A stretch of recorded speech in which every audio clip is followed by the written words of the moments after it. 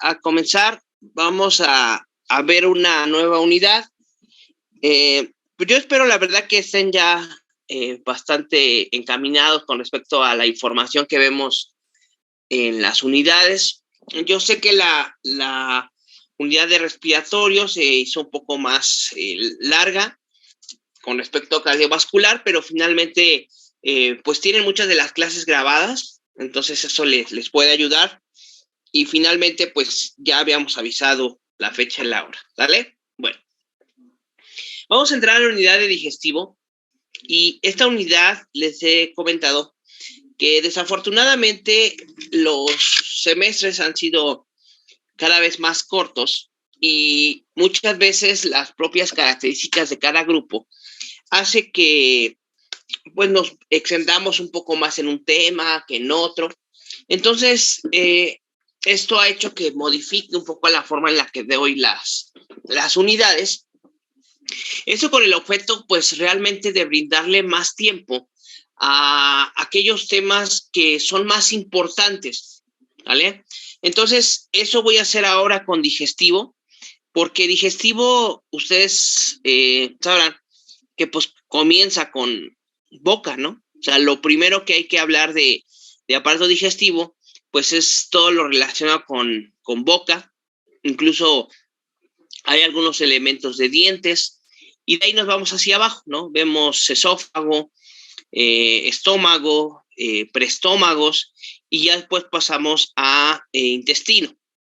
Sin embargo, siguiendo esta temática de la importancia de los temas, voy a comenzar ahora, para darle el tiempo suficiente, de hablar de la patología más importante del aparato digestivo, que son las diarreas, ¿sale?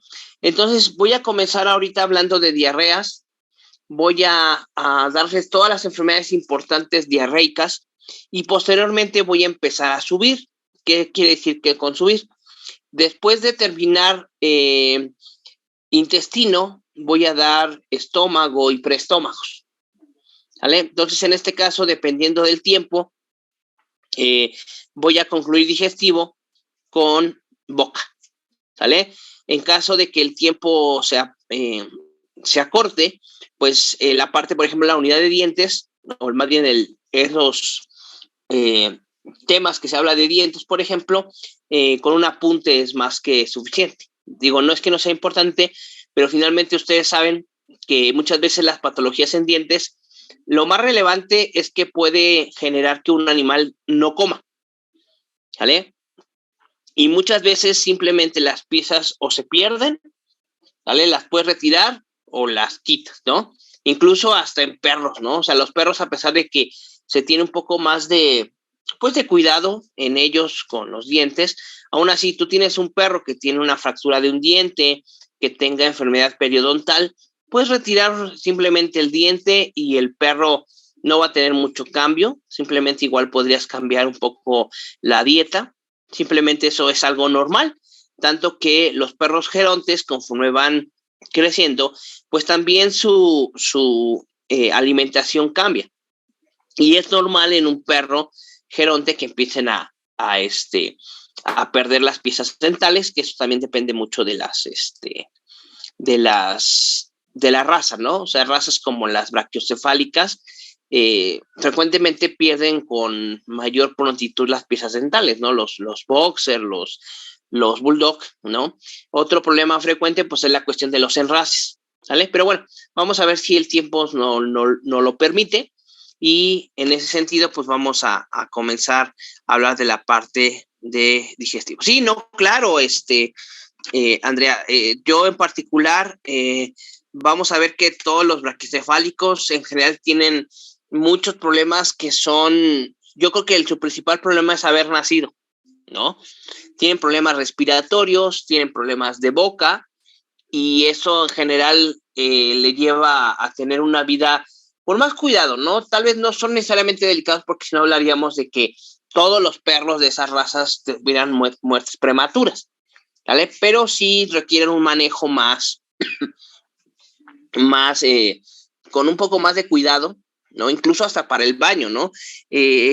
Ha habido casos de de algunos perros braquicefálicos que durante un mal manejo en el baño, o tal vez no necesariamente un mal manejo, sino no lo puedes manejar como un perro, por ejemplo, grande, ¿sale? Que es más resistente, por decirlo así. Hemos tenido casos, por ejemplo, de un perro que el dueño simplemente por jalarlo del collar, el perro se ahogó y se murió, ¿sale? O no sé si habrán escuchado hace algunos años de algunas veterinarias, de repente salió era muy frecuente, por ejemplo, llegaron a pasar como 2 o 3 casos donde los llevan a una profilaxis dental y en la anestesia ahí mueren, ¿no? Entonces, sí son de cuidado estas mascotas, ¿vale? Bueno, muy bien. Vamos a ver esta primera parte. Recording in progress. De las patologías digestivas, que, bueno, pues ya saben que generalmente toda la primera porción la centro en el cerdo. También aprovechen estas clases. Por ejemplo, es como la ventaja que da la universidad de que pues, ustedes pagan 20 centavos, ¿no? Por esta educación universitaria. Por ejemplo, una buena parte de esta presentación la he dado en cursos de capacitación para algunos laboratorios, ¿no? En laboratorios La Pisa, por ejemplo. Entonces, para médicos veterinarios de la zona, ¿no? Sobre todo de este laboratorio, y pues en este caso para ustedes, vamos a vertir esta nueva versión de presentación, donde ya se abarcan más cosas, ¿no? Ya incluso puse algo de histología básica, normal, porque ya saben que cada unidad debe de comenzar con algo de morfofisiología para que ustedes puedan entender el proceso de enfermedad un poco más adelante, ¿vale? Bien. Con lo que quiero comenzar es que las enfermedades digestivas, y no solamente las enfermedades digestivas, ya ustedes seguramente se han dado cuenta que en la mayoría de las enfermedades infecciosas que les he dado, se maneja esta tríada, ¿no? Donde tengo un agente infeccioso, llámese bacteria, llámese agente viral, que son los más comunes. Por ahí tenemos algunos otros, como los priones, como los hongos, que las características de cada agente infeccioso determinan la severidad de la enfermedad o incluso el patrón morfológico, ¿sale? Y saben que todo eso tiene que ver con los factores de virulencia que tienen.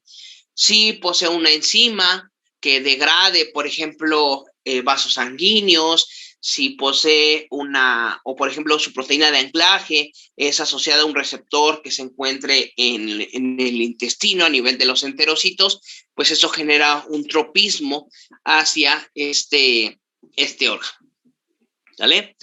Asimismo, tenemos agentes que son específicos de especie, que solamente afectarán al cerdo, al bovino, al humano, por ejemplo, y llegamos a tener algunos otros que tienden a ser, que por eso son muy importantes en salud pública, ¿vale? Los que son zoonóticos, ¿vale? Hay muchas enfermedades digestivas, ¿no? Muchas enfermedades importantes en el humano.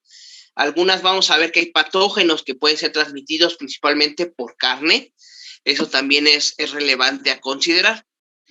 Después tenemos también otro elemento de esta triada, pues el huésped. También para ustedes ha sido, pues he sido claro al momento de darles las enfermedades y darles algunos elementos prácticos para que ustedes puedan llegar al diagnóstico. Y eso me refiero a las características del rango de edad, ¿sale? Si nosotros tenemos en consideración el rango de edad, nos puede ayudar a descartar algún bloque de enfermedades. Saben que hay enfermedades que se centran más por ejemplo, en maternidades, en animales jóvenes, entre 1 y 3 semanas. Hay algún otro bloque de enfermedades que pueden afectar a los destetados después de las 3 semanas y así sucesivamente, ¿no? Entonces, todos estos factores me permiten eliminar algún agente etiológico. Vamos a ver incluso diarreas que si yo nada más les diera, bueno, una causa de diarrea en un cerdo es una bacteria, ¿sale? Al final, muchas veces la diarrea comparte las características físicas, ¿no? Simplemente puede ser muy acuosa, puede ser hemorrágica y pues sería muy complicado hacer diagnósticos diferenciales. Pero si sabemos que cierta enfermedad que causa diarrea solamente afecta a los lechones, ¿vale? Y estoy ahorita tratando un caso diarreico en un animal adulto, en cerdos en crecimiento, puedo eliminar aquellas enfermedades que afecten solamente a los lechones, ¿no? Simplemente por edad, y eso es mucho más sencillo. Ya después recuerden que todo esto es integrativo.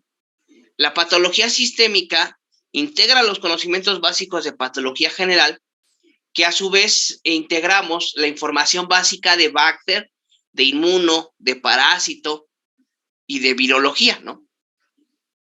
Todos estos elementos les permiten identificar las enfermedades, poder llegar a un diagnóstico morfopatológico para todavía tener más elementos para saber qué enfermedad estamos hablando, ¿no?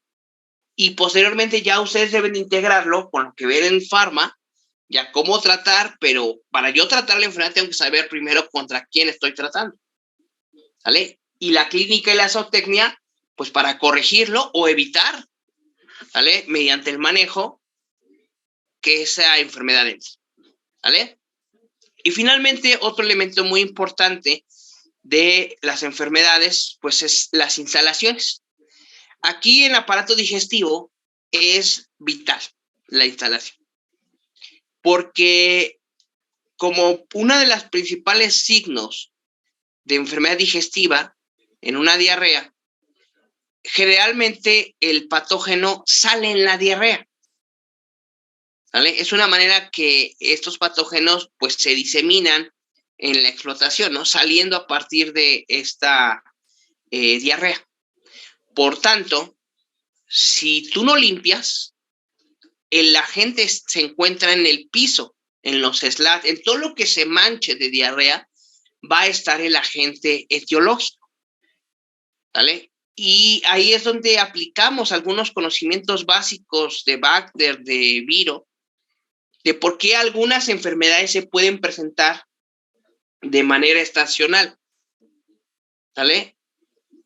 No porque les guste más el frío o les guste más el calor, sino que tiene que ver con sus propias características físicas, ¿vale? Comentamos, las enfermedades respiratorias son más importantes en época de invierno, no porque les guste la Navidad, ¿sale? A los patógenos, sino porque el propio frío merma los mecanismos de defensa del aparato respiratorio. Por eso es más en frío un incremento importante en las enfermedades respiratorias, ¿vale? En las enfermedades digestivas, algunas características de los patógenos, simplemente un ejemplo es Citoisospora suis, es un parásito, un protozoario, ¿vale? Este parásito, en su fase infectiva, necesita la esporulación del oquiste y requiere una temperatura y una humedad para que pueda esporular. Si no, no va a haber contagio, ¿vale? Entonces, en las épocas de verano es más frecuente los casos de Citoisospora, porque las características ambientales favorecen la esporulación de este oquiste, ¿de acuerdo? Por eso tenemos que considerar también el factor ambiental. Y de ahí, obviamente, el hecho de tener que tener un manejo de las instalaciones para justamente evitar la aparición de algunas enfermedades digestivas. Ahora, las enfermedades digestivas pueden afectar a cualquier edad. O sea, podemos tener afectaciones diarreicas en los lactantes. Obviamente, en esta etapa es más peligrosa. La tasa de mortalidad tenderá a incrementarse más, porque tenemos animales muy jóvenes que pudieran tener un cierto grado de inmunocomprometencia, ¿sale? O están inmunocomprometidos porque no tienen contacto con todavía con muchos antígenos o muchos agentes, y las diarreas en estos animales tienden a ser muy profusas. Rápidamente pueden morir de choque, ¿vale? Pero, sin embargo, también algunas otras etapas como destetados, crecimiento, engorda, finalización, y las propias puercas, las madres, también se ven afectadas, ¿no? Claro, con menor intensidad, pero eso no quiere decir que no sea importante en ellas estos elementos diarreicos, ¿vale? Y vamos a ver que la aparición de las enfermedades, pues, es multifactorial, ¿vale? Incluso las características de las lesiones. Es multifactorial porque depende de la gente. No va a ser lo mismo las características de un brote por una bacteria que por un virus o que por un parásito, ¿vale? Probablemente puede ser que no tenemos una diarrea que físicamente diga, esa es una diarrea viral, o esa es una diarrea parasitaria, o esta es una diarrea bacteriana, ¿vale? Muchas veces las características de la diarrea la pueden compartir porque los agentes pueden tener el mismo mecanismo fisiopatológico por el cual causan diarrea. ¿Ok? Sin embargo, pues necesito otros elementos para poder saber si esto es parasitario, si es bacteriano, etcétera, ¿vale? Como la edad del animal que se está viendo afectado, si solamente está concentrado en un bloque de edad o está diseminado por la granja, ¿vale? Generalmente, las infecciones virales tienden a afectar a diversas etapas productivas, claro, con distintos grados de importancia, ¿vale? Vamos a ver más adelante, por ejemplo, diarrea epidémica porcina. Esta enfermedad digestiva es muy importante en el lechón, en el lactante los mata, la mayoría, ¿vale? Incluso hay casos o brotes hasta el 100% de mortalidad en lactantes. Pero también afecta a los destetados, a los de cerdos en crecimiento, en engorda, en finalización, e incluso a la puerca, a las puercas gestantes, a las madres. En ellas, obviamente, la diarrea no es tan severa, pero no quiere decir que no la tengan, ¿vale? Y se distribuye a lo largo de toda la línea de producción. Retomando el caso de Citospora, esta es una afectación parasitaria que es importante solamente en los lechones, en los lactantes, ¿vale? Se concentra en ese bloque de edad. Lo mismo sucede con el caso de Escherichia coli. Vamos a ver que hay distintos tipos de Escherichia coli y en el caso de las causantes de diarrea son las enterotoxigénicas, que solamente afectan a los lactantes, ¿vale? Ya veremos por qué, ¿vale? Entonces son datos, son elementos importantes que nos permite ayudar al diagnóstico, ¿vale? También obviamente las características anatómicas del cerdo, pues puede determinar, ¿vale? Por ejemplo, los cerdos, a diferencia de otras especies, particularmente hablando del perro, cuando hacemos una revisión, hacemos una necropsia, ustedes seguramente les explicaron muy bien en la parte teórica de necropsias que el aparato digestivo, los intestinos en un perro, se extrae el tubo digestivo completo, se extrae esófago, estómago, intestino, ¿vale? Básicamente hasta colon, ¿vale? Y se tiene que abrir todo el tubo digestivo. Se abre ese esófago, abre ese estómago por la curvatura mayor y el intestino o todos los intestinos por el borde antimesentérico, ¿vale? Esto no se hace en los puercos, porque en los puercos la cantidad de tubo digestivo es mayor, ¿sí? O sea, quitarle todo el mesenterio y desenredarlo, por decirlo así, completo en un cerdo sería tardadísimo. Por eso los tacos de tripa son un negocio, porque sí, efectivamente los puercos tienen una gran cantidad de asas intestinales, ¿sale? Y obviamente también tienen el colon, el ciego, con algunas, a pesar de que es un monogástrico, al igual que un perro, que un humano, pues presenta algunas características distintas que incluso le permite ser omnívoro, ¿vale? El puerco, ustedes saben que incluso en el cerdo de traspatio, pues se alimenta con desechos de comida. Incluso en algunos lados les dan escamocha, ¿no? O sea, parte del desecho de los restaurantes, ¿vale? Y bueno, también considerar que la crianza de cerdo ha ido evolucionando. En un principio el cerdo era muy utilizado, sí, como para carne, pero se utilizaba mucho la manteca. Entonces, las dietas que se daban en ese momento llevan muy encaminado al desarrollo del tejido graso. Pero ya en la actualidad, el tejido muscular es el que predomina e incluso el mercado te está pidiendo carne magra, ¿vale? Entonces ya esta característica, el tipo de carne ha evolucionado, ¿de acuerdo? También la dieta es importante. Vamos a ver que hay enfermedades que pueden surgir y tal vez es más representativo las enfermedades metabólicas en los rumiantes, ¿sí? Hablando de, por ejemplo, los casos de acidosis ruminal, ¿no? Tomando como ejemplo la parte del rumen. Simplemente la modificación de la dieta favorece el establecimiento de algún tipo de enfermedad. O incluso ustedes, ¿no?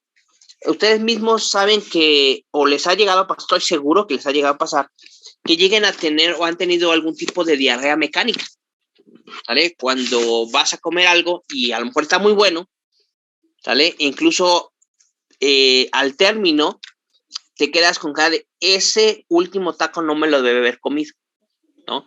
Y sí, efectivamente, ya más tarde es cuando empieza o sobreviene este incremento de perisaltismo y tienes una diarrea mecánica, ¿vale? Simplemente por la dieta. Se van a dar cuenta que ya cuando estén pasando los 30, esta misma dieta ya no es lo mismo que cuando tienes 20, ¿no?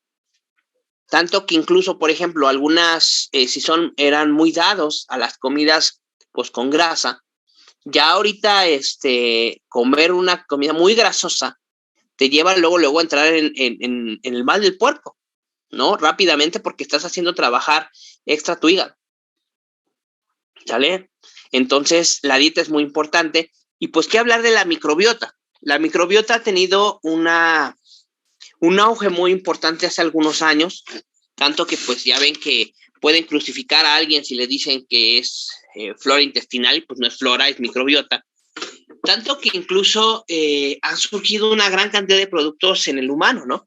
Ya que hay yogures que te juran que tienen una microbiota favorable, muchas pastillas, e incluso hay varios estudios que incluso mencionan que la gente que naturalmente, por decirlo así, son delgadas, comparado con los que pues te descuidas un ratito y entras en modo pandemia y ya engordaste, la microbiota es distinta, ¿vale? Tanto que se los voy a comentar en algunas enfermedades bacterianas. En los cerdos se usaba mucho, como en las aves, los antibióticos como promotores de crecimiento y de esa manera, al usarlos como promotores de crecimiento, pues también limitaban la aparición de algunas enfermedades digestivas. Sin embargo, después de, pues que era obvio que llegamos al punto donde ya se deben de usar de manera racional los antibióticos, ya no los puedes usar como promotores de crecimiento. Esto determinó que enfermedades digestivas bacterianas que se creían, pues no extintas, pero con una baja prevalencia, volvieran a ser importantes. Entonces la propia industria ha buscado, ok, si ya no es permitido el uso de promotores de antibiótico en el alimento de los cerdos, pero en una manera de controlar las enfermedades digestivas, ¿qué hacemos, no? Entonces también algunos laboratorios ya están sacando algunos probióticos, prebióticos, justamente con el fin de modificar la microbiota y de esta manera disminuir la aparición de enfermedades importantes, ¿vale? El propio patógeno, pues bueno, ahí está repetido con respecto a la gente, ¿vale? La edad, ¿no? Esto, pues se los he comentado muchísimo, es importante, simplemente para una cuestión de diagnóstico diferencial, ¿vale? Les digo, simplemente los cuadros relevantes de diarreas por Escherichia coli, por la propia citospora, son de lactantes, ¿sí? O sea, tú ves a un cerdo postdestetado, en crecimiento, en finalización, y lo ves con diarrea, en lo último que vas a pensar es en Escherichia coli. Y hay una razón, lo vamos a ver en la patogenia. Las instalaciones también. El propio, todo, les digo, finalmente es un proceso de evolución, donde antes tú hablabas de decir, bueno, si yo tengo una instalación de concreto, ¿vale? Donde yo pueda dividir para hacer mis lechoneras, pues con eso, ¿no? O aunque yo tenga un piso de tierra. Pero todos estos elementos pueden favorecer justamente en un piso de tierra que esté más frío, que sea más húmedo, que los propios patógenos se mantengan, por ejemplo, en la tierra, y va a ser muy difícil de desinfectar. ¿Vale? Con respecto al concreto, puedes generar la acumulación de las heces, que finalmente ahí sale el patógeno. Por eso ya los corrales, muchos de ellos se hacen con slats especiales que el propio pisoteo y el caminar del puerquito favorece que toda excreción caiga, que exista una fosa séptica, ¿vale? Y de esta manera puedas tú eliminar estos desechos y mantener lo más limpio que puedas los corrales, ¿vale? Entonces también las instalaciones son importantísimas. Y obviamente el manejo, ¿vale? En que, el tipo de alimentación, el tiempo en el que se les da, la medicina preventiva que vas a implementar en la granja, incluso pues aquí vienen las medidas de bioseguridad, que todos esos elementos saben que si hay una brecha en las medidas de bioseguridad es cuando permite el ingreso de enfermedades a las granjas, ¿vale? Bien, ¿por qué comento que son importantes las enfermedades digestivas? Esta es la otra unidad, porque ya les decía que básicamente los tres padecimientos más importantes en la mayoría de las especies son los problemas respiratorios, los digestivos y los reproductivos, ¿vale? Las enfermedades respiratorias, obviamente, las más importantes son las neumonías. En la parte digestiva, las más importantes pues, son las diarreas. En la parte reproductiva son los trastornos en la reproducción, los abortos y demás, ¿no? Eso también lo vamos a comentar más adelante en el aparato reproductor. Pero vamos a ver aquí la importancia de la enfermedad digestiva. Bueno, lo primero a considerar es la tasa de mortalidad, ¿vale? Simplemente cada lechón, cada puerco que se muere por una enfermedad infecciosa es una pérdida, ¿vale? Vamos a ver que incluso llegamos a tener enfermedades como diarrea epidémica porcina que me va a producir tasa de mortalidad en lactantes hasta del 100%.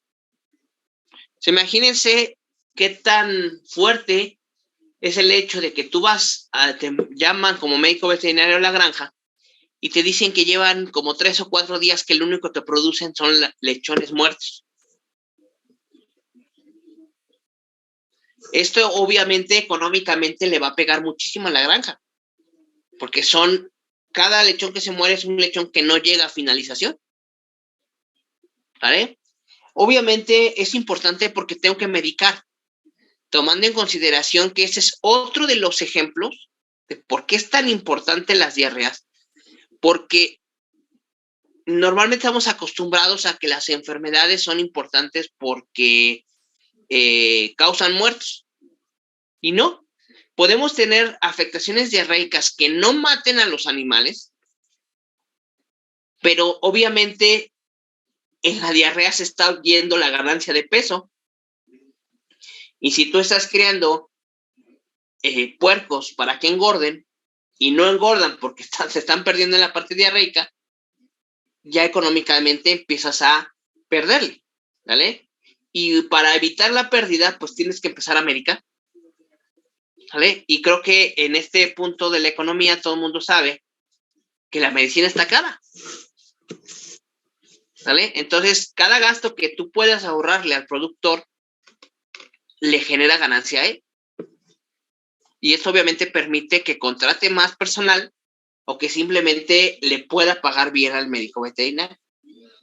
También la importancia económica es con respecto al consumo de alimentos, porque las propias enfermedades, ya lo hemos visto, asociado principalmente a factor de necrosis tumoral alfa, que genera anorexia.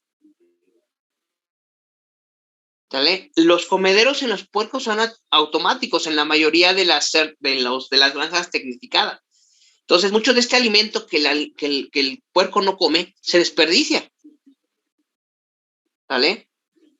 Y tú dices, bueno, si el puerco come de más, pero va a engordar de más, pues qué bueno. Pero aquí no engorda y aparte ese alimento se tira. ¿vale? Entonces, estos parámetros productivos, como la ganancia de peso diario, el peso y días al mercado se alargan, ¿vale? El objetivo es que tú puedas producir un puerco de 100 kilos más o menos, ¿no? A las 22 semanas. Tú puedes tener puercos que llegan a pesar menos, todos los kilos que le falten para 100 es lo que le pierdes, ¿vale? O incluso puedes extender el tiempo, ¿no? Dices, bueno, para que llegue a los 100, le voy a dar 2 semanas más, pues son 2 semanas más que vas a tener que mantener al puerco, dándole alimento, y a ver si llega a los 100, ¿vale? Y obviamente también la conversión alimenticia. Saben que incluso esa es la razón del por qué las aves es la especie más productiva, porque tiene una mejor alimentación, una mejor conversión alimenticia que cualquier otra especie, incluyendo que el puerco, ¿no? Y eso que el puerco tiene una muy buena conversión alimenticia, ¿vale? O sea, ¿cuántos kilos tú le das a un animal para que eso lo convierta en un kilo de carne? ¿Vale? Entonces, cuando tienes una enfermedad digestiva, una enfermedad diarreica, la conversión alimenticia también se va a ver modificada. Eso lo pueden tomar en los humanos. Es muy recomendable en un bebé, hablando de niños pequeños entre 1 y tal vez 6 años, que estén un poquito por encima del peso. Esto obviamente con el objetivo de que un bebé, sobre todo, cuando llegan a enfermarse, bajan de peso, ¿vale? Entonces, si tú tienes un bebé que está por encima, un poquito por encima del peso promedio, es como tener saldo a favor, véanlo así, ¿vale? Porque rápidamente empiezan a bajar de peso cuando se enferman, ¿vale? Entonces, económicamente esas enfermedades son muy importantes, ¿vale? Una vez que hablamos de todo el contexto de la relevancia de las enfermedades digestivas, vamos a ver un poco de la morfofisiología intestinal, lo cual les va a ayudar a entender, obviamente, como vimos en las neumonías, pues las lesiones macro y las lesiones micro. ¿Vale? Lo primero es tal vez recordar un poco del proceso de digestión. Todo comienza con el proceso de ingestión, ¿vale? El consumir el alimento, y hay en especies tan importantes como en el caso de los bovinos, donde el proceso de digestión comienza desde la salivación, ¿vale? Vamos a ver en el caso de los rumiantes, hay una patología que se llama timpanismo, ¿vale? Ese timpanismo puede suceder si el bovino no saliva. Es muy importante la salivación.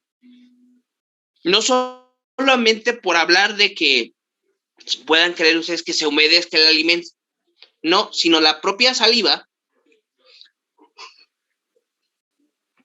contiene sustancias que rompen la tensión superficial y evita que se formen burbujas. Por eso, una deficiencia en la salivación en un bovino predispone a timpanismo, ¿vale? Por ejemplo, en los cerdos, tomando en consideración ejemplos de estas características, se ha asociado a que si tú le das el alimento en polvo al puerco, no en pellets, estoy hablando de polvo así literal, favorece la aparición de úlceras gástricas, simplemente por el tamaño de la partícula, ¿vale? Posteriormente al proceso de ingestión viene el proceso de digestión, en el cual pues el estómago pues básicamente es como una licuadora que mediante el pH y algunas enzimas favorece la degradación del fragmento. Lo fragmenta con el objeto de que más adelante, a nivel de tubo digestivo, se lleva a cabo el proceso de absorción de nutrientes. El intestino, la mucosa intestinal, sufrió una evolución en el cual, ¿cuál es su proceso evolutivo en la mucosa intestinal? Las vellosidades. ¿Sabe? Las vellosidades es parte de la evolución, porque finalmente las vellosidades aumentan la superficie de absorción. ¿Vale? La puede incrementar entre 5 y 10 veces. ¿Vale? O sea, finalmente, tomando en cuenta este esquema, si el intestino fuera completamente plano, pues la mayoría de los nutrientes que se van a ir por la parte periférica, pues van a poder ser absorbidos. Pero los que estén más al centro no se van a absorber con facilidad. Esa es la razón del por qué el ente creador diseñó las vellosidades.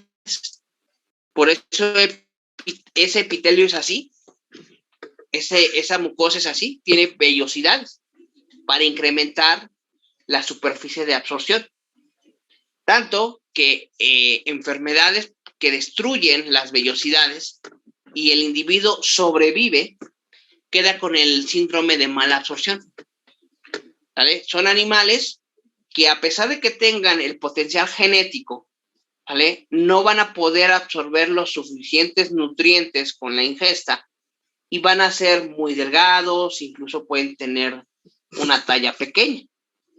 Ejemplo, animales que sobreviven a parvo, por ejemplo, parvovirosis canina. ¿Vale? Si llegan a sobrevivir y esta infección ocurre en cachorro, ese animal queda con síndrome de baja absorción, porque el agente viral destruye las vellosidades desde las criptas. Las que sobreviven, o muchas veces genera algo que llaman atrofia de vellosidades. ¿Vale? Las vellosidades se juntan y generan vellosidades muy anchas, pero muy, muy chaparritas. Entonces, animal que sobrevive va a tener este síndrome de baja absorción. ¿Vale? Entonces, el intestino delgado, su principal función es absorber. Absorbe nutrientes. Y ahorita vamos a ver en una pequeña animación que hice, sí absorbe, pero también tengo que secretar algunas sustancias que justamente me favorezca la función de absorción. Tengo que controlar el pH también. ¿Vale? Más adelante, en el proceso ya de excreción, ya en el tubo intestinal grueso, ahí ya no voy a absorber nutrientes. Lo que voy a absorber es principalmente agua. ¿Vale? Estas características de la absorción de agua, que sea a nivel intestino grueso, muchas veces es lo que determina de por qué las diarreas son líquidas. ¿Vale? Porque si tú aumentas el peristaltismo, ¿vale?, si el problema está a nivel de intestino delgado, ¿vale?, se puede incrementar el peristaltismo y todo el contenido viaja rápidamente, ¿no?, por todo el tubo digestivo, y a nivel de intestino grueso, a pesar de que no esté afectado, no le vas a dar el tiempo de que se absorba el agua. Por eso muchas veces las propias diarreas tienden a presentar una consistencia bastante acuosa, ¿vale? Y bueno, considerar también que entre las especies tienen su particularidad.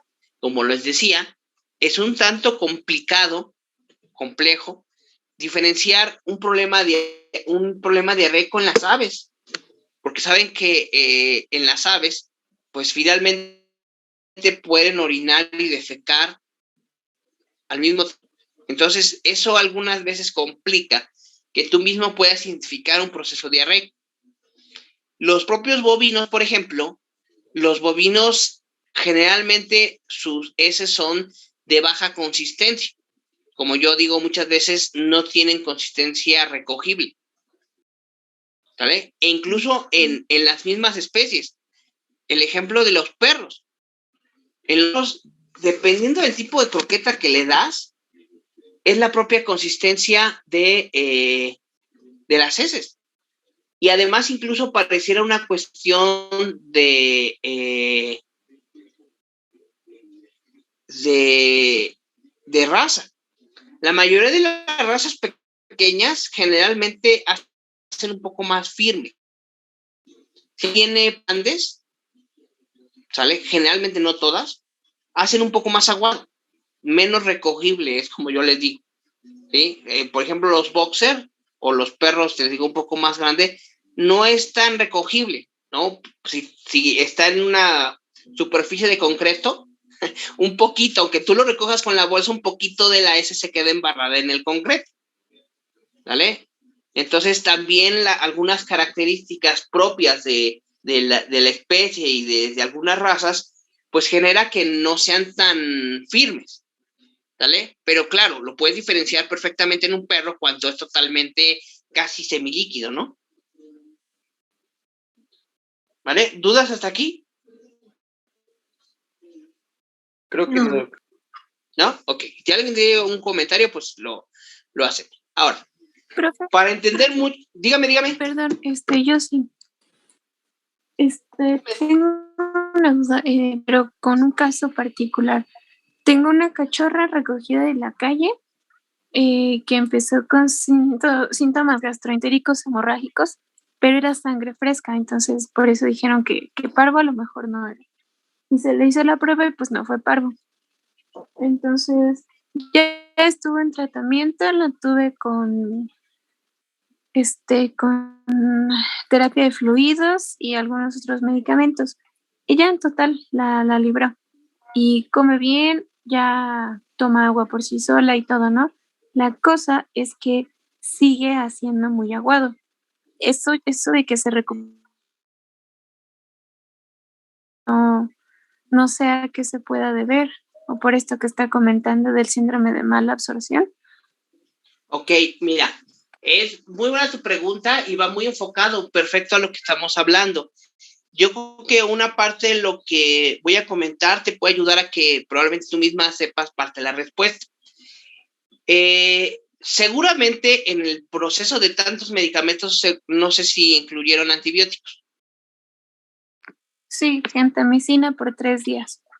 Ok, entonces mira, ahí hay varios factores. Lo primero es justamente las características del tratamiento.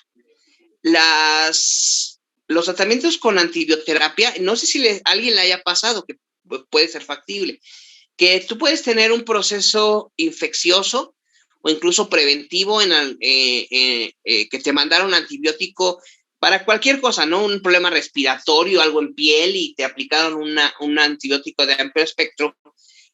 Generalmente la conciencia de las heces puede modificarse después del tratamiento. ¿Por qué? Porque estás modificando la microbiota, ¿vale? Esa es la causa de que las heces puedan cambiar de conciencia. Posteriormente, obviamente, conforme la microbiota se recupera, la consistencia puede cambiar. Ahora, también el tipo de croqueta o el alimento que le das, ¿sí? También puede favorecer la consistencia. Si era un perro que, como bien dices, que fue recogida, pues probablemente su intestino estaba en cierta medida acostumbrada a un cierto tipo de alimento, o sea, a lo que cayera, ¿no? Y si tú cambias, porque probablemente fue un cambio brusco para ella o su intestino, a una dieta ya más regular de un alimento, este intestino no está acostumbrado a ese tipo de alimentos. Por ende, también no va a ser tan fácil que lo pueda digerir completo.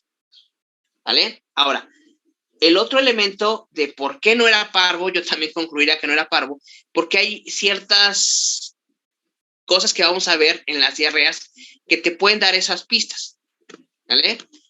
Las diarreas hemorrágicas que provienen del tubo digestivo, ¿vale? Generalmente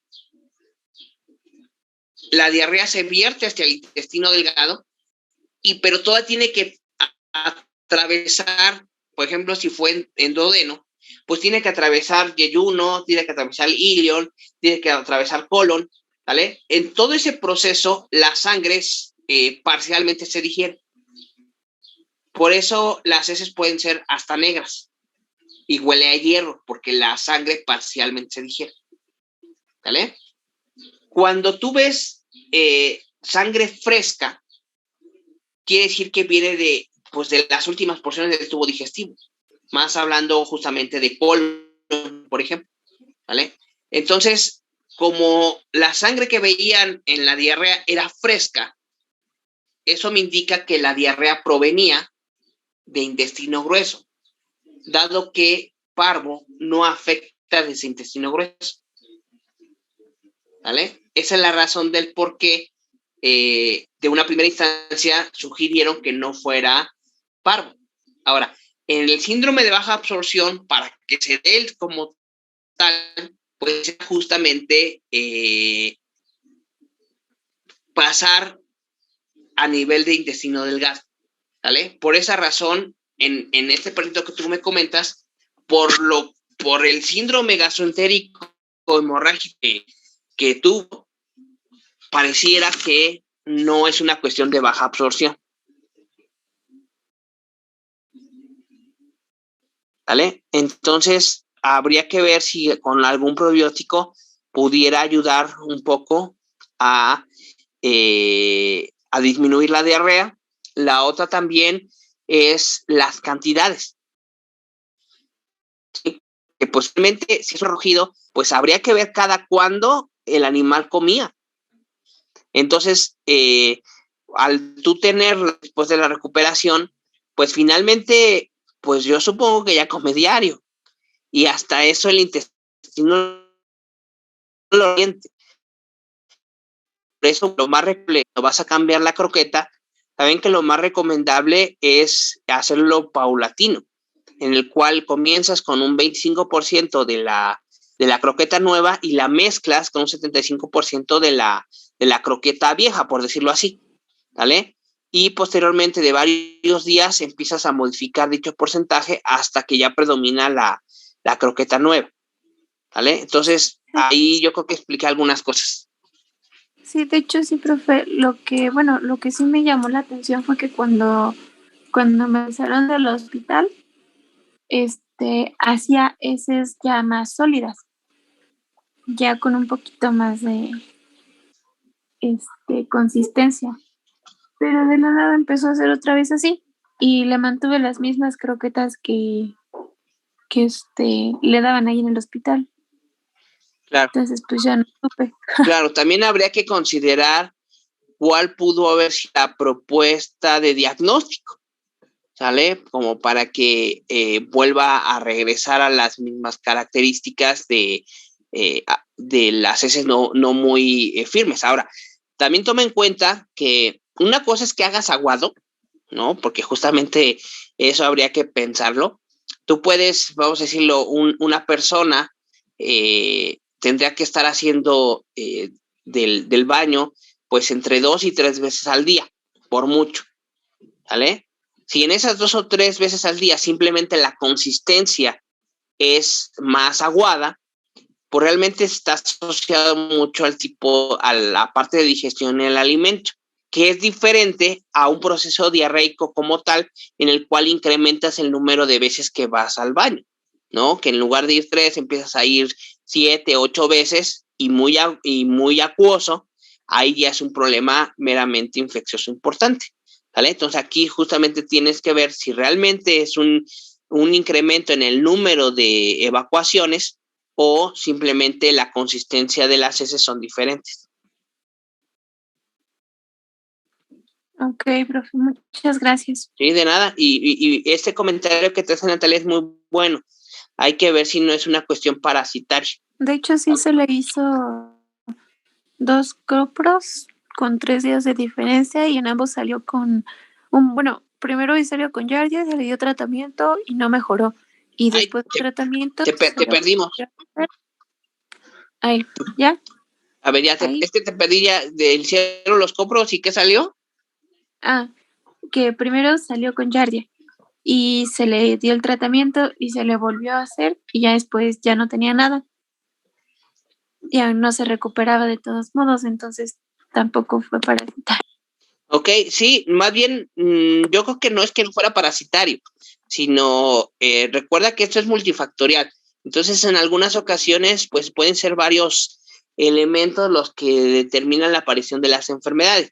Probablemente, porque seguramente si el Giardia no era necesariamente la patología más importante, pero sí contribuía.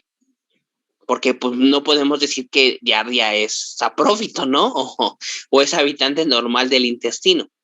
¿vale? Entonces, muchas veces sí hay que considerar que esto es multifactorial, ¿vale? Bueno, bien.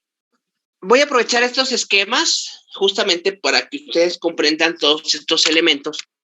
Por ejemplo, lo primero es lo que les comentaba de que la mucosa intestinal pues es una adaptación, ¿no? Es un mecanismo de evolución el cual hace que la superficie de absorción se incremente, ¿vale?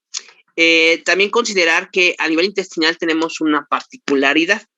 ¿Cuál es esta particularidad? Que ustedes saben que en general todas las venas o casi todas las venas terminan en la cava, ¿vale? Pero ahí tenemos un par de ejemplos de venas que no terminan en la cava. ¿Como cuál?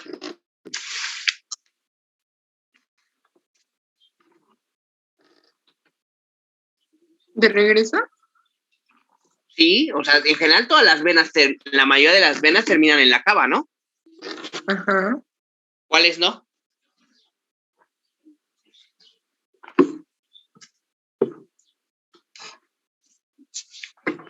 Una está en el corazón.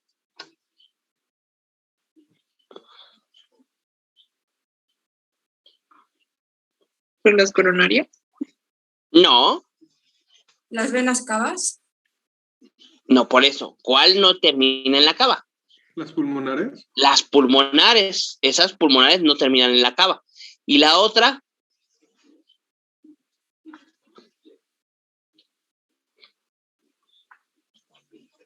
fíjense, véanlo con cuestión de lógica, ¿vale?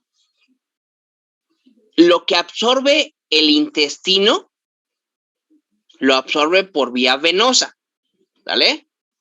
¿Para dónde lo tiene que mandar? Al hígado. Al hígado.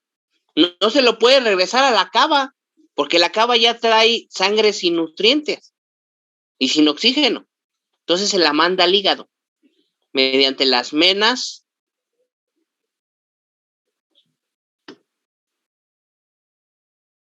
¿Porta? Bueno, llegan al hígado por las portas, o sea, por las mesentéricas, que al final terminan formando las venas porta, ¿vale? Estas tampoco terminan en la cava, ¿vale? Entonces, en el proceso de digestión, ¿vale? En la absorción de nutrientes, estos van al hígado. Esto es la razón del por qué algunos agentes tóxicos que llegan por vía digestiva, uno de los primeros órganos que se ve afectado también es el hígado, ¿vale? Cuando veamos hígado, si es que nos da tiempo de ver hígado, vamos a ver que incluso la distribución en el lobulillo hepático nos puede indicar el origen de la lesión, el origen de la causa de la enfermedad, perdón. Si tengo que los hepatocitos de la región centro lobulillar se ven principalmente afectados, me refiero a necrosis, probablemente el problema es vascular, ¿vale? Porque si tengo una insuficiencia cardíaca congestiva derecha, todas las venas empiezan a congestionar, ¿vale? Y una de las más importantes es justamente la que termina la vena hepática, y esa vena hepática a su vez, la unión de todas las venas centrales genera la hepática, ¿no? Entonces, cuando es un problema cardíaco, los hepatocitos que más se ven afectados son los de la vena central, los del espacio, los de la región centrolobulillar, ¿vale? Mientras que las venas portas están en el espacio porta. Por eso, si tengo una muerte, necrosis de los hepatocitos periportales, esto me está indicando que probablemente el problema es tóxico. Y es tóxico que provino del intestino. ¿Vale? Ahora, aquí pueden ver cómo las vellosidades pues tienen un cuerpo, ¿vale? Pueden ver cómo en ese cuerpo de la vellosidad voy a tener una parte arterial, ¿sale? En este capilar, una parte venosa y el vaso linfático, ¿vale? Entonces, todos los nutrientes que se absorban van a pasar al enterocito. del enterocito van a pasar justamente hacia circulación, ¿vale? Y van a regresar por la parte venosa, ¿de acuerdo? Y también es importante que mucho de la absorción de nutrientes y sobre todo de grasas tiene que ver con la participación de vasos linfáticos, los cuales obviamente ante el incremento de la grasa en el alimento también pueden interrumpir la absorción. Por eso las dietas altas en grasa frecuentemente también pueden favorecer el incremento del peristaltismo, ¿vale? Porque pueden saturar justamente su absorción, ¿vale? Aquí pueden ver este esquema, donde también este me gusta para que ustedes puedan ver cómo se encuentran todas las capas histológicas del intestino. Entonces tenemos sí una vellosidad que tiene un cuerpo, que tiene sangre y que tiene un vaso linfático, ¿vale? Después tenemos unas glándulas intestinales, ¿vale? Que también van a secretar sustancias hacia la luz, y considerar esto literal. Las vellosidades, su principal función es absorber, pero a nivel glandular, las glándulas, su función principal es excretar, o sea, es un intercambio. Se excretan cosas, pero también se absorben.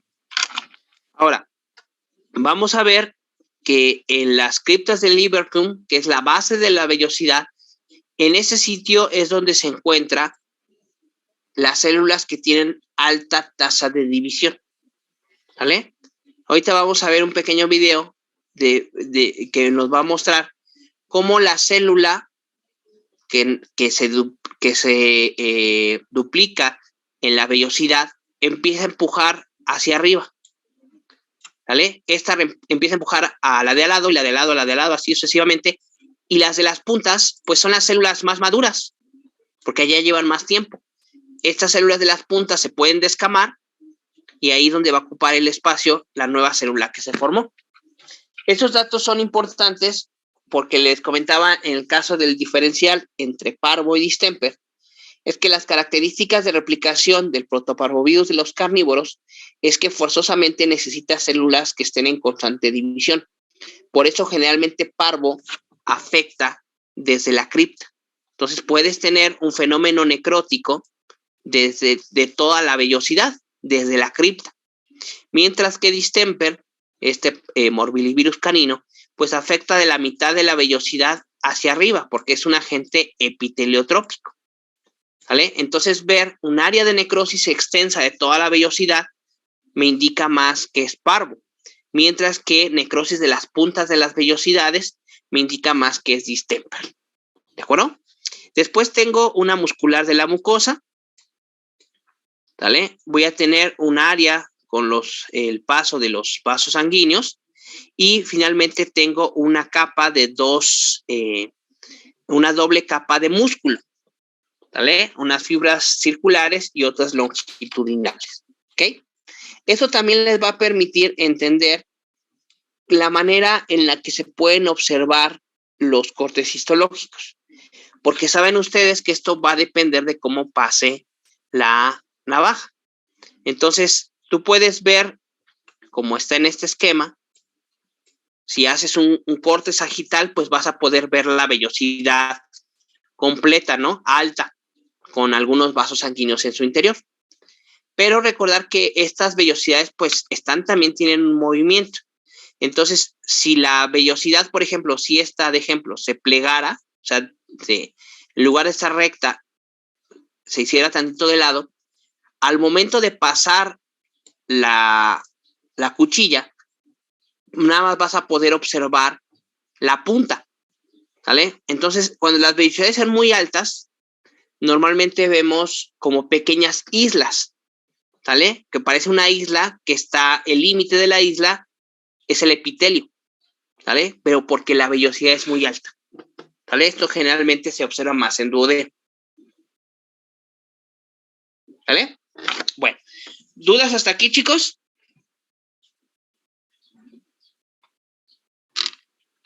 No, doctor. No. Muy bien. Ahora,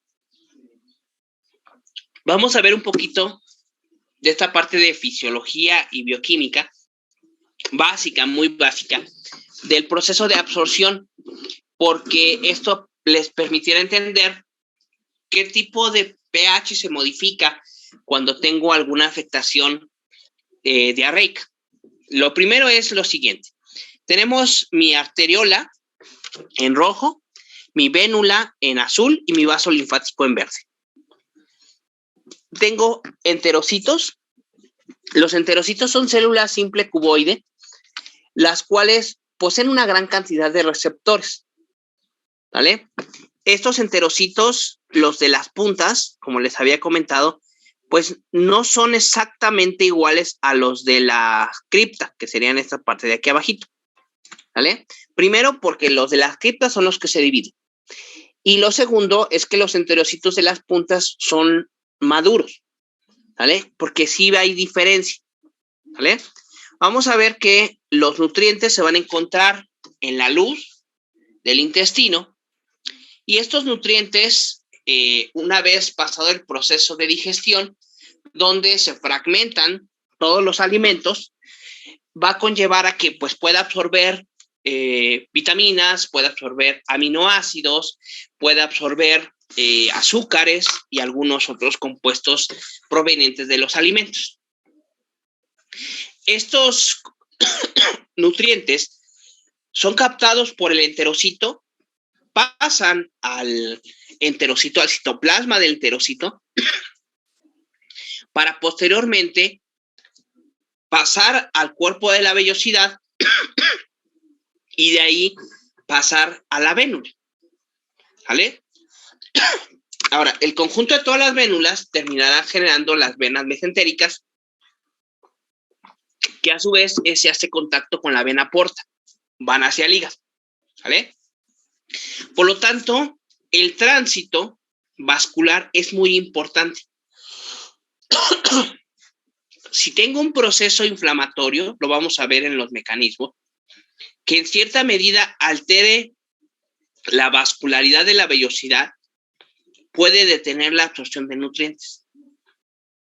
¿En qué tipo de procesos puede interrumpirse el libre flujo de sangre? En la inflamación. Porque saben que en la inflamación hay vasodilatación, hay aumento de la permeabilidad, hay presencia de células inflamatorias. Todos esos elementos que se pueden concentrar en la vellosidad pueden interrumpir el flujo de sangre. Entonces, esto puede evitar, al detenerse este flujo continuo de sangre por el proceso inflamatorio, esto genera que los nutrientes no puedan ser absorbidos. ¿Sale? También es importante que tiene que haber enterocitos. Si no hay enterocitos, no se absorben los nutrientes. ¿Sale? Por eso algunos patógenos que eliminen a los enterocitos, que se repliquen en ellos, pueden producir diarreas. ¿Vale? Ahora, también hay que recordar que algunos componentes que se pueden absorber son importantes, como el caso del sodio. ¿Vale? El sodio, finalmente, ustedes saben que tienen que recordar todas sus clases básicas de fisicoquímica y de bioquímica, en el cual se tiene que mantener una homeostasis entre la parte positiva y la parte negativa dada por los iones. Yo espero que ahorita que dije la palabra fisicoquímica y bioquímica, no haya alguien convulsionándose, ¿sí? Yo sé que les cuesta un poco de trabajo, pero muchas veces es importante conocer algunos elementos básicos, ¿vale? Si yo absorbo sodio, ¿vale? Si yo meto muchos iones positivos dentro de la célula, se va a perder su homeostasis. Por eso puedo eliminar el potasio, que también es otro ion positivo, para mantener el equilibrio, ¿vale? Ahora, la absorción de glucosa es dependiente de energía. No ingresa por transporte, por difusión facilitada o necesita forzosamente transporte activo. Saben que el transporte activo es dependiente de ATP. Por ende, para que la célula mantenga un equilibrio, en la membrana celular de estos enterocitos existe una bomba de sodio ATPasa. Esa bomba de sodio-potasio ATPasa es importante porque el ingreso del sodio y la salida de potasio favorece la formación de una molécula de ATP. ¿Vale? Esta molécula de ATP que se forma es la que ayuda a que la glucosa pueda ingresar por transporte activo. ¿Vale? Por ende, el ingreso de sodio es muy importante para que se puedan absorber otras moléculas, como en el caso de la glucosa. ¿Sí queda claro? ¿Sí? Ok. Ahora, les comentaba que las enterocitos de las puntas y de las criptas no son exactamente iguales porque tienen funciones diferentes. ¿Vale? La principal función de las células de las criptas es secretar, no absorber. ¿Vale? ¿Qué pueden secretar? Agua.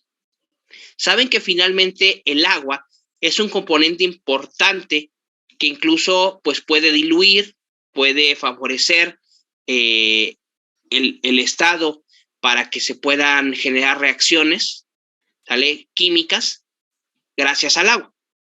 ¿Vale? Entonces, estas células de las criptas secretan agua. ¿Vale? Y sobre todo, a nivel de duodeno, el bolo alimenticio que viene del estómago o incluso en los rumiantes del abomaso, pues tiene un cierto contenido de pH ácido, ¿no? Con toda la secreción de ácido clorhídrico. Para amortiguar este pH, las células de la cripta secretan bicarbonato. ¿Vale? Ese es el elemento importante, mantener el pH, porque recuerden, todas las enzimas que participan en el proceso de digestión son dependientes del pH. Por eso tiene que haber un equilibrio en el pH intestinal. Y si el pH del bolo alimenticio que proviene del estómago o del abomaso, pues viene con un pH más ácido. Entonces el bicarbonato ayuda a buferar el pH ácido y genera un equilibrio en el pH óptimo para la función de las enzimas digestivas. ¿Vale? Ahora, en este proceso también considerar que si es relevante, el bicarbonato es un ion positivo. ¿Vale? Entonces también tengo que secretar algunos otros elementos como el caso del cloro, ¿vale? Para mantener una homeostasis. ¿Ok? Ahora, conforme la célula que se encuentra en la cripta, ¿vale? Esta célula, conforme va subiendo poco a poco, empieza justamente a intercambiar sus funciones. Deja de secretar y empieza a absorber. Ese es el proceso de maduración. ¿Vale? Un enterocito maduro es cuando la capacidad de absorber es más importante que la de secretar. ¿Vale? Bueno, ahora, podemos creer que si se secreta agua y se secreta bicarbonato e incluso se secreta el cloro, puedes perder estos elementos. ¿Vale? Entonces, conforme se van secretando estos componentes a nivel de la luz, cumplen su función de hidratar, de formar como base para una reacción química, en el caso del agua, el bicarbonato de buferar el pH. Estos elementos más adelante en el tubo digestivo se tienen que reabsorber para no perderlos. ¿Vale? Y puedo reabsorber el agua, el bicarbonato y el cloro. ¿Vale? Esto ustedes entenderán por qué una de las principales consecuencias de una diarrea es la deshidratación. Porque esa agua que estoy secretando no la vuelvo a regresar al sistema, se está yendo en las heces aguadas. Porque generalmente el tipo de desequilibrio de pH en un proceso diarreico es acidosis, porque este bicarbonato que forma parte de mi reserva alcalina la pierdo con las heces, porque normalmente se secreta, pero así como se secreta lo tengo que reabsorber. Y generalmente también muchas de las diarreas van acompañadas de hipocloremia, porque el cloro también se pierde cuando se incrementa el peristaltismo por el mecanismo de la diarrea. ¿Vale? ¿Dudas?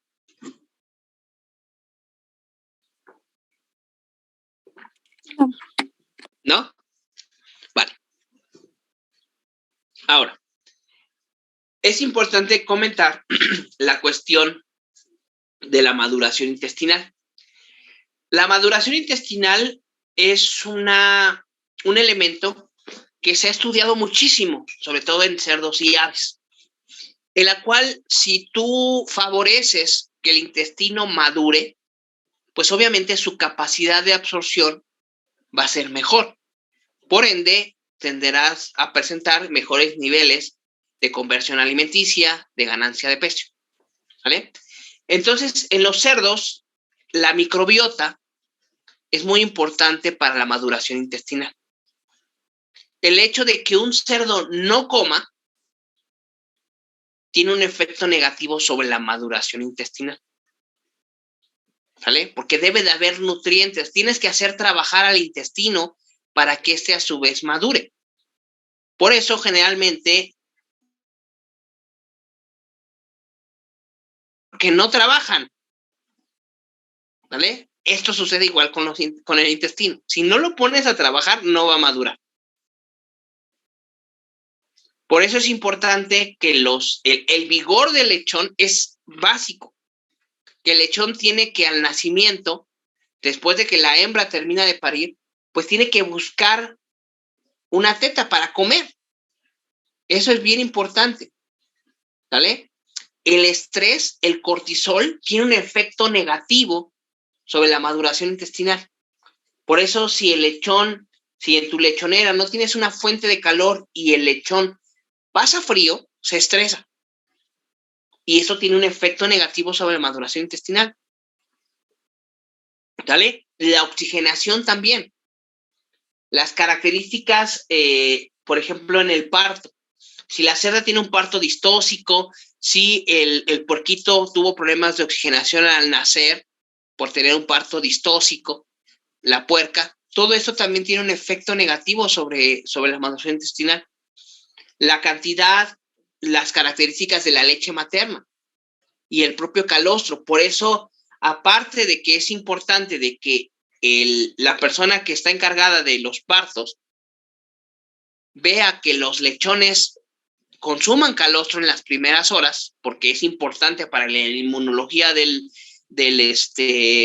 lechón, pues también es importante para que se vaya madurando su intestino.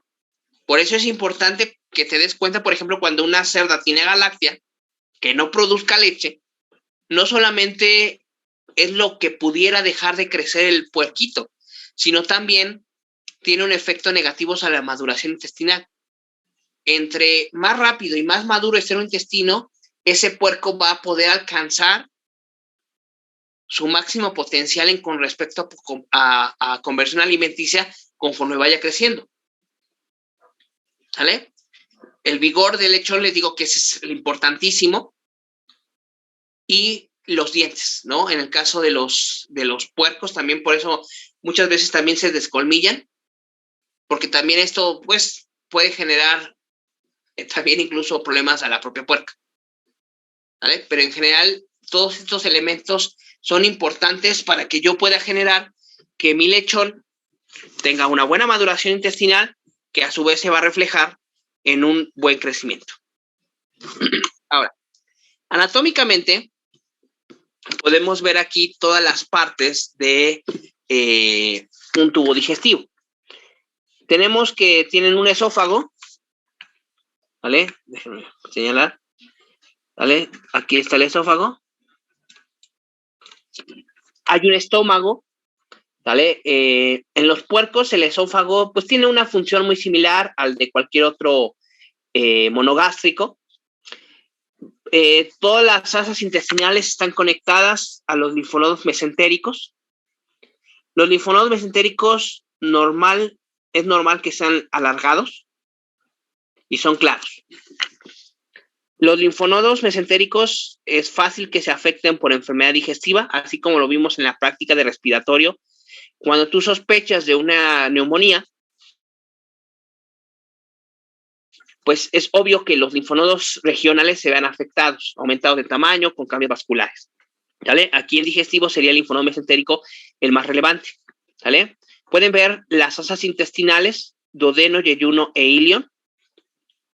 Cuando quiero tomar una muestra para esta patología, lo único que hago es tomar un pedazo, o incluso si es de rutina, puedo aleatoriamente decir, bueno, secciono esta parte, secciono una parte de aquí, otra parte de acá, otra parte de acá. ¿No? Cuando es aleatorio y no tienes ningún tipo de sospecha. No le voy a quitar el mesenterio como en el caso de los perros. ¿Vale? Es importante también ubicar las distintas porciones. Los primeros centímetros corresponden a duodeno. Los últimos centímetros, justamente pegadas a la parte del colon, vendría siendo el ilion, y la parte central es el duodeno. También vamos a ver que hay patógenos que se centran o afectan una parte del tubo digestivo.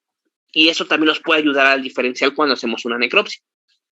¿Vale? Si vemos que la patología está centrada en intestino delgado, eso nos hace pensar en ciertos patógenos. Si se centra en colon o en ciego, nos hace pensar en otros patógenos. De hecho, así les hago un resumen de las enfermedades digestivas en cerdos, acomodándosela por porción. ¿Vale? El colon, saben que es muy prominente en los puercos, ¿vale? Estos giros que posee, ¿vale? El mesocolon, que es justamente lo que mantiene unidos a estos giros, y el ciego, ¿no? Que es una parte del tubo digestivo que es medianamente grande en los puercos. Digo, es medianamente porque, por ejemplo, en el caso del humano, pues básicamente es casi inexistente. En el caso de los caballos, pues saben que finalmente es más ciego que otra cosa, ¿vale? Porque es una adaptación, porque al final también el caballo es un monogástrico, ¿vale? ¿Dudas hasta aquí con esta parte de la anatomía? Aprendí más sobre esta profe que toda anatomía aplicada. Ah, bueno, está bien. Todo lo que sea de anatomía sirve. Ok. Muy bien. Ahora, es importante también considerar la parte muy sencilla que les voy a comentar de la inmunología del tubo digestivo. El intestino, al ser uno de los órganos que no es aséptico, ¿sí? O sea, la luz intestinal siempre va a estar en contacto con bacterias, incluso pudieras tener algunos parásitos. Claro, de esto depende, ¿no? O sea, saben que hay algunas especies, por ejemplo, los rumiantes, en el rumen hay bacterias, hay hongos, hay protozoarios, ¿no? En el intestino también hay una gran cantidad de agentes, todo lo que es la microbiota, pues finalmente la mayoría son agentes bacterianos. Entonces, esto permite que el sistema inmunológico a nivel intestinal siempre está activo, ¿vale? Tenemos la inmunidad de mucosas, que está mediada por inmunoglobulinas de tipo IgA, ¿ok? Y hay un tipo de célula que no sé, probablemente no la habrán escuchado, igual y sí, quién sabe, que se encuentran intercaladas entre los enterocitos, que son las células M. Las células M no son enterocitos, simplemente es una célula que es como una puerta de entrada. Estas células M se encuentran justamente por encima de placas de Peyer, ¿vale? Esto permite que algunos antígenos que se encuentren a nivel de la luz del intestino sea más factible o más fácil que puedan entrar en contacto con células de defensa, ¿vale? porque frecuentemente cercano a la casa de Peyer se van a encontrar macrófagos y células dendríticas. Esta es la razón del por qué la vacunación que favorece la inmunidad de mucosas, muchos de estos de la estimulación se hace a través de las células dendríticas locales, ¿sí? Por ejemplo, si tú tienes un antígeno que entra por vía oral, tú esperas que sea captada por las células M, que a su vez las capten las células dendríticas. Las células dendríticas se las presentan a los linfocitos para que a su vez se secrete por las características del sitio, se dé el cambio de isotipo hacia IgA. La IgA se secreta de manera local en la mucosa y esto te genera la protección de mucosas, no tanto de formación de IgE sanguínea. ¿Vale? Es que la bacteria que está en el intestino pues va a llegar por vía oral y va a tratar de colonizar el epitelio intestinal. Pero si está justamente el anticuerpo IgA a nivel de mucosas, evitará que ingrese, porque las IgG en este caso no van a ayudar mucho a evitar la infección, porque esas están en sangre y las IgA están en las mucosas, ¿vale? Por eso esta estimulación se puede hacer justamente gracias a las células M. ¿Ok? ¿Dudas? No, vamos bien. Digo, luego los patógenos se pasan de listos, no hay otra palabra para eso, porque incluso hay algunos patógenos que tienden a infectar las células M. ¿Vale? Bueno, y tenemos esta última parte, que es la parte de la histología del tubo digestivo, en la cual tenemos, está muy padre, quien lo hizo, deberían de mandarle una botellita de vino, porque pueden ver la histología de cada una de las porciones. Nosotros, pues básicamente, esófago y estómago no lo vamos a tomar mucho en cuenta de momento, pero sí, por ejemplo, a partir de duodeno, ¿vale? Duodeno, yeyuno, ilion. Y, por ejemplo, algo que nos puede ayudar mucho es cómo a partir de ilion se empiezan a presentar las placas de Peyer, ¿vale? En el ciego, vean cómo presenta una basofilia más marcada, justamente porque en esta área vamos a tener una mayor cantidad de placas de Peyer. Las vellosidades intestinales en el duodeno son más altas. Las asas yeyunales frecuentemente tienen más esta característica como de cuerpo, como esta parte, como si fuera una cabeza llena de pelitos, ¿sí? Eso es más como la característica de yeyuno. En ilion es más plano, con vellosidades más cortas, y en el caso de colon, como parte de la función de esta porción, tiene una gran cantidad de células caliciformes. Aquí hay muchas células caliciformes. Por esa también explica por qué algunas afectaciones de colitis, por ejemplo, generalmente producen moco, ¿vale? Porque en esta zona se secreta, hay muchas células caliciformes y glándulas productoras de moco. Entonces, cuando las heces vienen acompañadas justamente vienen acompañadas de moco, me sugiere que el problema viene de colon. ¿Vale? Bien. Finalmente tenemos esta parte de las vellosidades, donde pueden ver aquí la parte histológica. Por ejemplo, puede ser un corte histológico de yeyuno, donde podemos ver la célula epitelial con un núcleo basal. En la parte central de la vellosidad puedo observar e incluso es normal, ¿vale?, ver algún tipo de célula inflamatoria, principalmente macrófagos. Es normal, ¿vale?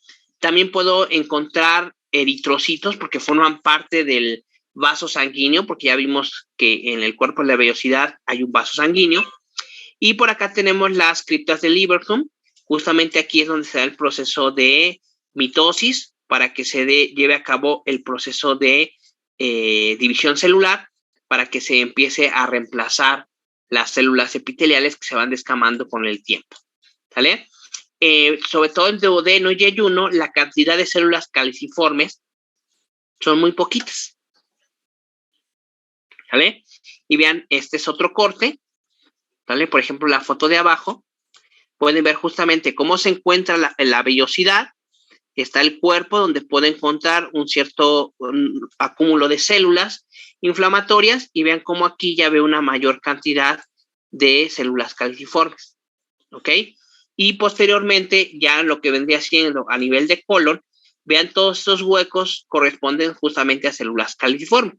De hecho, en los exámenes presenciales de histopatología era así súper frecuente que les poníamos una laminilla de intestino, por ejemplo, para que me diagnosticaran una enteritis, ¿vale? En el estrés, como no le veía nada y le veían lleno de esos agujeritos blancos, ¿qué creen que diagnosticaban? ¿Los qué, perdón? En la foto de la derecha, si éramos en el examen de histopatología, cuando se hacía presencial, un intestino con inflamación, pero ustedes no le veían nada, ¿no? Los alumnos frecuentemente no le veían nada. Y entraban en estrés porque a fuerzas tenían que poner algo, ¿no? Entonces, como lo veían lleno de bolitas, ¿qué creen que diagnosticaban? Degeneración vascular. Degeneración vascular, imagínense, esa barbaridad era frecuentísimo, ¿no? Entonces, bueno, pero no es que tuvieran degeneración vascular, sino eso me está indicando que ya estoy a nivel de colon. Ahora, en la foto del extremo superior izquierdo, por ejemplo, es más factible que sea duodeno. ¿Esto con qué idea? ¿Pueden ver cómo se encuentra una vellosidad? ¿Sale? Pues medianamente alta. Me pueden decir, bueno, es que es un tanto relativo decir alto en un histológico. Estoy de acuerdo con ustedes. Pero les decía que como aquí la vellosidad es más alta y tiende más frecuentemente a formar como pliegues, o que ¿cómo se llama? Que la vellosidad, la punta se haga hacia un costado, podemos observar estas pequeñas como si fueran islas. ¿Sí? Todas estas de aquí parecen como islas. Si yo hiciera un acercamiento a 100x, lo que voy a ver es esto. Una isla de epitelio simple cuboide con su núcleo basal. ¿Vale? Pero es la forma en la que pasa la navaja. Por ejemplo, es ilion, porque tiene todavía parte de vellosidades, pero tiene aquí placas de Pelle. Todos son centros germinales que forman parte de las placas de Pelle. Esto generalmente, conforme me voy acercando más a ciego y a colon, se encuentran una mayor cantidad de estas placas de Pelle, pero están organizadas y frecuentemente van en forma lineal.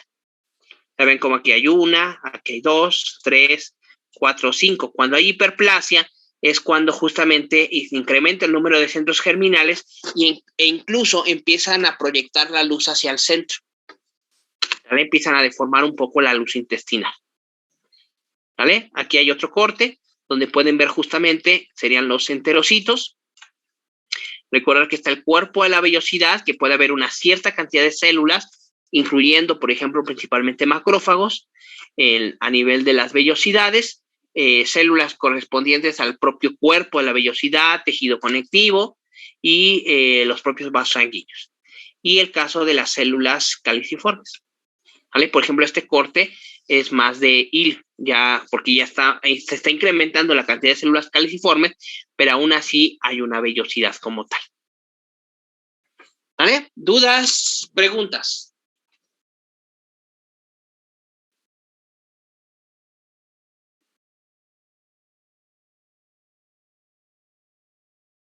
Creo que ninguna hasta ahorita. ¿No? Bueno. Entonces, aprovechando que no hay dudas, hasta aquí le vamos a dejar. ¿Vale? Para que ya el día de mañana vamos a ver algunas manifestaciones